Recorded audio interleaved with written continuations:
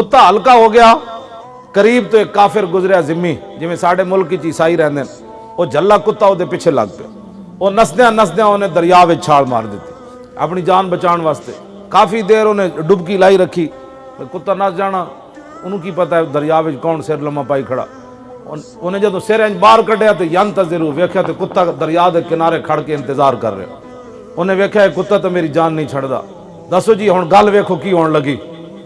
वो जड़ा काफिर सी ना उन्हें दरिया जो सिर बाहर कढ़ के झल्ले कुत्ते नूं जड़ा किनारे ते खड़ा सी कहण लगा, या कल्बो फकाल जिम्मी हो, या कल्बो जिम्मी कहण लगा, कुत्तिया जी तू मैनू एवें ना छड़दा, इन्नी फी जिम्मत मुहम्मदिन, मैं हुजूर दी पनाह लैंदा हुण लड़ना ही। इमाम कहंदे कुत्ता झल्ला सी, जब उन्हें हुजूर दा नाम सुनिया तो फवल्लल कल्बो यादू, कुत्ता मुड़िया तो उन्हें दौड़ ला दी। उन्हें कहा झल्ला जरूर आ, इस नाम नूं तां मैं भी जानना जनाब। झल्ले कुत्ते भी यार हुजूर दा ना आ जाए ते मन जान ते कलमा पढ़न वाले हुजूर दे यार फैसले ना मन।